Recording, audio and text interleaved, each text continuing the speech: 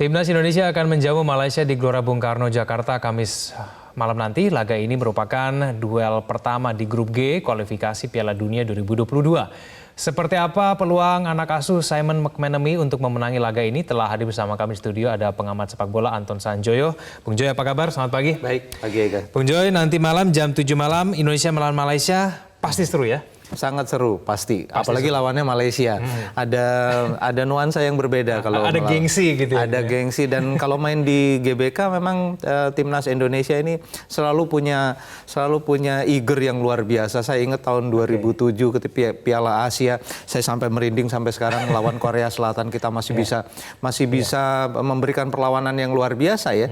Dan aura di GBK memang betul-betul akan sangat membantu, dan dalam kualifikasi kali ini memang kita berada di grup yang ASEAN Plus ini, harusnya memang kita bisa memanfaatkan itu karena secara kualitas kita masih setara dengan Malaysia, dengan Vietnam. Kita harus ambil poin di GBK. Dengan Thailand kita sebetulnya setara, cuma punya mental block yang harus disisihkan dulu. Uni Emirat Arab satu kelas lebih tinggi, jadi oke lah kita akan fight untuk itu. Tapi rasa-rasanya melawan Malaysia harusnya kali ini kita bisa menang. Harus menang nanti malam paling tidak. Kalau kita lihat grupnya isinya juga paling tidak ini peluang meraih poin ya. Jadi poin harus diambil dari Malaysia dan Vietnam di SU di GBK. Kalau kita away ke Malaysia bisa juga paling tidak draw, away ke Vietnam agak sulit, sampai belibet. Lawan Thailand di GBK mungkin kita bisa ambil juga poin, barangkali draw, tapi untuk away agak susah. Tapi 3 partai pertama ini semua di home semua ya, Bung Joy ya, paling tidak ya. Semua kan melawan, ini paling tidak ya di partai kandang harus dimaksimalkan, karena dukungan tuan rumah kan mendukung. Itu betul, penting sekali, ya? Apalagi kalau di GBK memang lawan siapapun kita pasti dengan aura yang sangat membara ya. Lawan Uni Emirat pun kalau di GBK saya yakin kita masih bisa raih poin. Berat sekali tetapi kita bisa raih poin. Di luar itu rasanya memang kita perlu lebih banyak mengambil jam terbang untuk pemain-pemain muda, sehingga saya tadi sebetulnya ingin mengkritisi McManamy karena kebanyakan pemain naturalisasi. Kalau sudah naturalisasi sudahlah, kita sudah nggak bisa omong lagi karena itu sudah menjadi orang Indonesia. Mau ngomong apa lagi, tapi umurnya sudah kebanyakan sudah di atas 30 tahun. Kenapa tidak memberi kesempatan kepada pemain-pemain muda Indonesia yang masih 25, 26 di golden age mereka, sehingga mereka punya kesempatan untuk menjadi pemain dengan Garuda di dadanya lebih awal, sehingga mereka bisa mature-nya lebih Kalau dimaksudkan supaya pemain muda bisa melihat seniornya, naturalisasi begitu, kira-kira dapat nggak tuh tujuannya? Ya memang itu cita-citanya, tapi saya melihat hanya ada 1-2 pemain naturalisasi yang kualifikasinya sedikit di atas pemain-pemain muda Indonesia. Jadi secara kualitas sebetulnya tidak terlalu membantu. Pengalaman mungkin iya, tapi kualitas rasanya pemain-pemain muda Indonesia masih bisa bersaing dengan mereka. Jadi kalau saya pelatih, mungkin saya akan lebih prefer ke pemain-pemain muda Indonesia. Pemain naturalisasi kita udah nggak bisa gugat lagi, mereka sudah warga negara Indonesia. Jadi bukan itu persoalannya, tapi lebih ke usia dan kesempatan kepada pemain-pemain muda Indonesia. Apakah nanti pertandingan nanti malam kira-kira kita akan mengandalkan pemain naturalisasi tersebut berarti, Bung Joy? Iya, mereka diharapkan bisa memimpin pemain-pemain yang lebih muda karena mereka kata McManamy juga mereka lebih punya pengalaman bermain di liga yang lain daripada Liga 1. Jadi dengan pengalaman itu mereka diharapkan bisa memimpin, bisa menjadi pemain-pemain yang memberi contoh. Dalam keadaan tertekan mereka bisa jauh lebih tenang, dalam keadaan menyerang mereka bisa lebih stabil. Karena kita sebetulnya sangat mengandalkan kecepatan, sangat mengandalkan. Cuma persoalannya apa bisa main 2 kali 45 menit dengan kecepatan yang tinggi. Itu yang masih jadi persoalan bagi Yayan Tumena, bagi McManamy. Nah itu Bung Joy, kalau nanti malam nih kita maunya menang, ini peluang besar untuk mendapatkan menang, ada gengsi tersendiri gitu kita melawan Malaysia. Ini strategi apa yang harus diterapkan Simon McManamy paling tidak? Ya, kita harus mengingat bahwa melawan Malaysia kita selalu bisa unggul sebetulnya ya.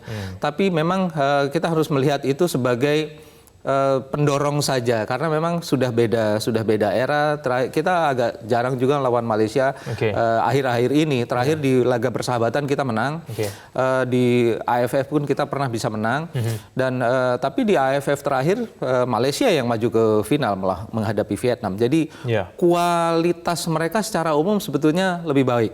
Tetapi di GBK kita harus lebih baik karena kita punya modal, Indonesia punya modal yang luar biasa sebetulnya untuk meraih 3 poin, dukungan penonton. Biasanya emang tampil beda gitu ya kalau di depan. Pasti, apalagi lawannya Malaysia itu yang jadi. Saya rasa memang di luar teknis kita yang bisa lebih unggul dari mereka, kita punya supporter yang luar biasa. Aura GBK itu bisa jadi modal yang sangat kuat. Jangankan Malaysia, Korea Selatannya kita lawan habis-habisan, jadi harusnya bisa 3 poin. Tapi pola permainan dari pelatih Simon McManamy ini sudah terlihat belum sih, Bung Joy? Saya memperhatikan beberapa uji coba dia. Memang masih mencari bentuk. Ya, pemain-pemain masih diminta untuk bagaimana sebetulnya ketika mereka kehilangan bola langsung cepat mengambil. Karena itu kan sepak bola modern modelnya kayak gitu. Kalau Liverpool sekarang punya yang namanya creative chaos. Indonesia sebetulnya punya karena punya modal untuk bisa membuat itu. Mengambil bola secepatnya di wilayah pertahanan lawan. Kemudian juga bertahan dengan sangat bagus. Modalnya sebetulnya itu. Kalau kita lihat penampilan timnas senior, memang saya cukup yakin mereka bisa mampu ya masuk ke putaran 3 nanti. Peluangnya sangat besar. Tapi putaran ketiga ke sana udah sangat berat. Jadi target utama lolos saja ke putaran 3 sangat berat karena yang dihadapi satu memang ada UEA di sana, ada Thailand dan Vietnam. Malaysia bisa kita libas harus. Tapi pola yang harusnya diterapkan paling tidak menyerang begitu. Iya, kita harus ambil inisiatif itu karena dengan modal pemain-pemain, ada pemain seperti Andik, ada Stefano Lillipali, ada Goncalves di depan, di belakang kiper Andi Tani juga sangat berpengalaman. Kita punya Hansa Muyama juga, ada Yanto Basna. Jadi di belakang cukup solid, di tengah kita punya Evan Dimas yang butuh sedikit konsistensi saja untuk menjadi pemain box to box. Kita punya sayap-sayap yang luar biasa, Goncalves juga di depan punya pengalaman yang luar biasa. Jadi kalau kita bermain dengan menyerang dari awal, jangan kasih kendor gitu istilahnya. Malaysia nggak bisa apa-apa. Tapi penyakit kita dari dulu, Bung Joy, ini pendapat saya. Biasanya tuh kalau mainnya menyerang terus, tapi kemudian nanti kalau udah 2 kali 45 menit itu di akhir-akhir kendor. Itu persoalannya. Karena memang kualitas kompetisi kita belum terlalu tinggi di Asia. Sehingga kemudian ketika menghasilkan pemain-pemain tim nasional juga bukan pemain dengan stamina yang sangat top. Kita bisa bermain sangat cepat 45 menit, tapi setelah menit ke-46 agak kendor. 15 menit terakhir kita sulit sekali untuk menjaga konsistensi dalam kecepatan, dalam determinasi. Ini yang jadi pekerjaan besar bagi McManamy, bagi Yayan Tumena juga kawan saya. Untuk membuat kalau mereka mau bermain menekan sepanjang 2 kali 45 menit, apa yang harus mereka lakukan? Karena waktunya memang tidak terlalu banyak untuk mempersiapkan mereka. Persoalan besar itu sekali lagi, tapi harusnya sih kita bisa. Ada pemain tertentu yang harus kita waspadai di kubu sana, Bung Joy? Ya, ada Safawi, Rashid, ada Asyar Rashid juga, pemain-pemain muda yang luar biasa. Mereka masih mengandalkan juga striker lama Idlan. Pemain-pemain itu yang harus kita waspadai. Safawi bermain di U23 kalau nggak salah di terakhir di Malaysia, dan menurut saya ini pemain yang akan sangat merepotkan karena tricky pemain ini. Cepat, tricky, dia punya intelijensia juga sangat bagus. Jadi Idlan sudah tidak terlalu seperti tahun 2010 ya, tapi dia tetap berbahaya karena sangat berpengalaman. Sedangkan kalau kita sendiri pemain yang harusnya kita maksimalkan siapa nih, Bung Joy? Rasanya memang Stefano Lillipali dengan kemampuannya yang di atas rata-rata, Andik dengan kecepatannya, Evan Dimas Darmono yang sebetulnya punya visi bermain yang bagus, cuma agak tidak terlalu konsisten. Di belakang kita cukup solid, Andri Tani terutama, ada pemain-pemain juga yang sudah malang melintang lama sekali di Liga 1. Jadi sebetulnya saya cukup yakin dengan materi yang dipunyai oleh McManamy. Kadang-kadang kan banyak bangsa Indonesia, termasuk saya juga bermimpi Indonesia bisa tampil di Piala Dunia, begitu ya. Kalau melihat komposisi dari grupnya sendiri, Bung Joy, kita tadi sudah sedikit membahas ya paling tidak, peluang itu lolos itu ada sebetulnya. peluang lolos ke putaran 3 Ya. cukup besar menurut saya ya. Cukup besar ya, Cukup meskipun besar, kan ya. ada Thailand, Malaysia, Vietnam di situ, Uni Emirat Arab lah. Pak. Ini 3 negara ASEAN ini harusnya kita bisa menang. Kita nggak pernah bisa menang di AFF. Terakhir kita juara di Asia Tenggara tahun 91. Tapi melawan mereka harusnya kita selalu punya peluang. Ya, melawan Thailand sekalipun.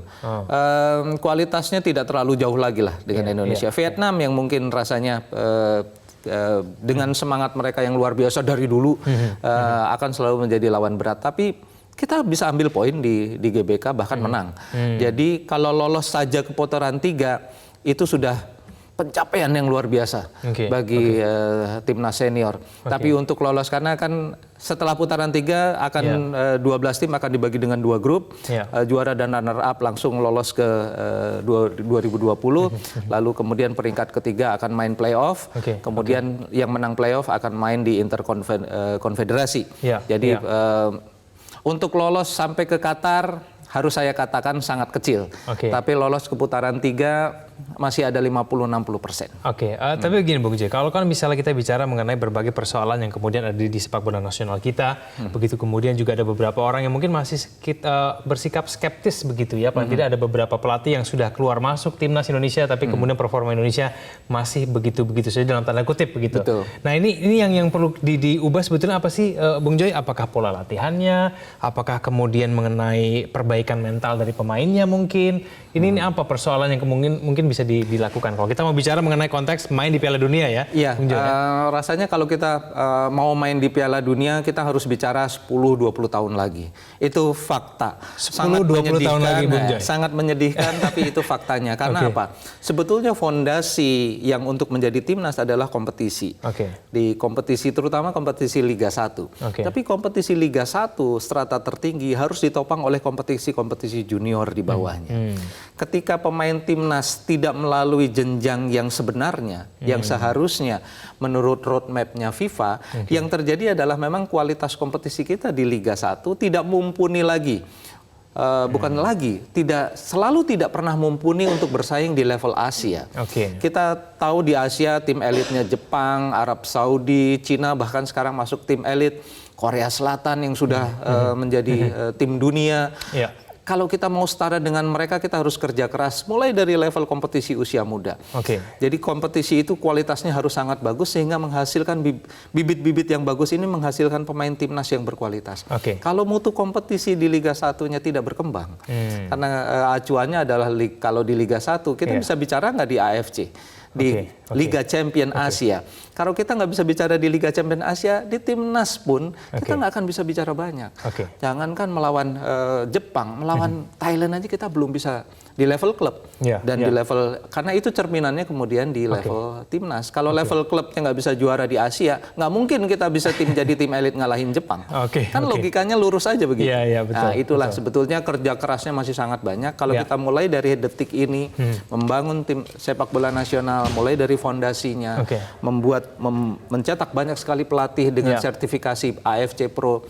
Saya yakin 20 tahun lagi kita ke Piala Dunia. Amin. Langkah awal kalahkan dulu Malaysia nanti malam begitu ya? Nanti malam kalahkan Malaysia dan bisa. Kita selalu bisa mengalahkan Malaysia. Skor berapa Bung Joy pengennya? Saya mungkin kita bisa mencetak 3 gol, Malaysia bisa 1 gol. Kita masih leading 2 gol. Baik. Kita doakan semoga timnas menang nanti malam. Terima kasih Bung Joy telah bergabung sama kami di Metro Pagi Prime. Selamat pagi pemirsa.